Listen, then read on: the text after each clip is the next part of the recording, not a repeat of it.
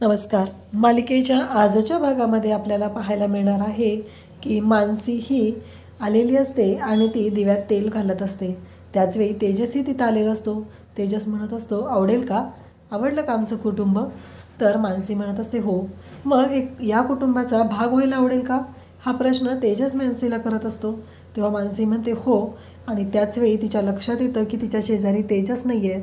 कारण तिला असं वाटत असतं की तेजस तिच्या जवळ आहे, तिच्या डोक्यातून हात फिरवत आहे, तिच्या केसांवरून हात फिरवत आहे आणि ती तेजसच्या प्रेमात पडलेली असते. पण अजूनही मानसीनं तेजसला मात्र सांगितलेलं नसतं.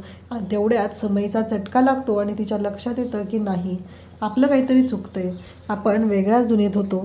त्यानंतर मानसी बाहेर येते आणि पाहते तर त्यांची सगळी टीम संपलेली असते. कारण कोणतंच गाणं आलेलं नसतं. त्यामुळं टीममधला एक एक मेंबर दुसऱ्या टीममध्ये जाऊन बसलेला असतो आणि मानसी म्हणते, आता काय आलेलं आहे? आणि मग आलेलं आहे असं सांगितलं जातं आणि मग मानसी गाणं गाते. सगळेजण तिच्याकडे पाहत असतात. आता पुन्हा मानसी एकटीच राहिलेली असते आणि पुन्हा येतं. आता मानसीला काही गाणं येत नसतं आणि त्याचवेळी गायत्री तिथे येते आणि म्हणते की काळजी करू नकोस, मी आहे ना.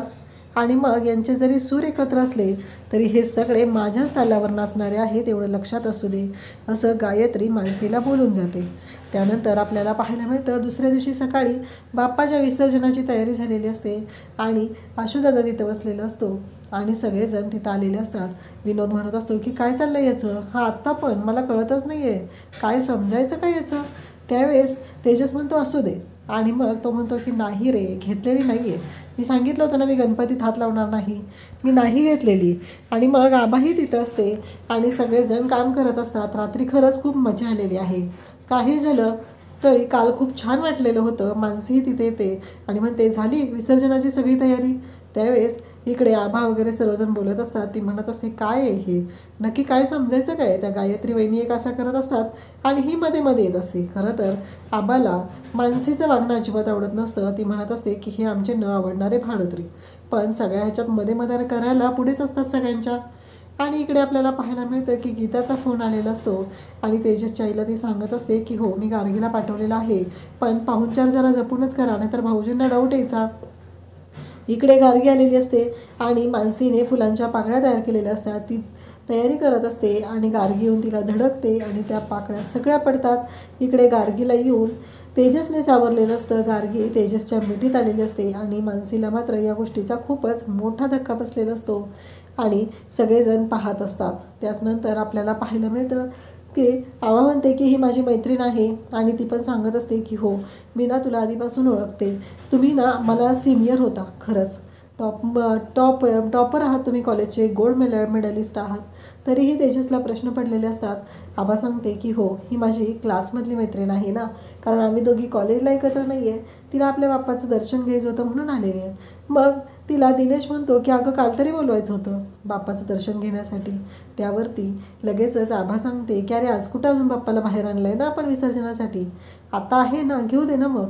त्यावेळेस मनू हे सर्व पाहत असते आणि मग मनूला लगेचच तेजस म्हणत असतो की काय झालं, नाही काही प्रॉब्लेम आहे का? मानसी म्हणते की नाही. मानसी म्हणते की मग मी मदत करायला काकूंना आज जाते, असं म्हणत ती आज जाऊ लागते. आणि इकडे जाताना गार्गी आणि ती तेजसकडे पाहत असते. तेजस आणि गार्गी यांच्यातली जवळीक वाढत चाललेली असते, पण याचा त्रास होत असतो तो मानसीला होत असतो.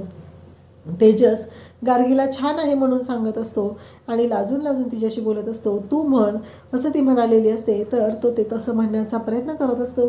मानसीला मात्र ह्या गोष्टींचा त्रास होत असतो. त्यानंतर आपल्याला पाहायला मिळतं गायत्री ही आता तेजसच्या आईला सांगत आहे की काही झालं तरी 1 महिन्याच्या आत पेपरवरती सह्या हव्या आहेत. नाही, पोरगं एकटं बाहेर जातं, कोणाला सांगून जात नाही, म्हणजे कसं आहे, वेळ काळ काही विचार करून येत नाही ना. म्हणजे एखाद्या दिवशी गेला बाहेर आणि परत आलाच नाही तर या सगळ्यामुळं ती बिचारी घाबरलेली असते आणि गायत्री मात्र तिला भीती घालत असते. तेजस मात्र म्हणत आहे की काही झालं तरी बाप्पा याच घरात येणार आणि आता तर आम्ही असं म्हणणार आहे की गणपती बाप्पा मोरया, पुढच्या वर्षी याच घरात या, असं ते आम्ही घोषणा देणार आहे, असं म्हणत असतो. थँक्यू.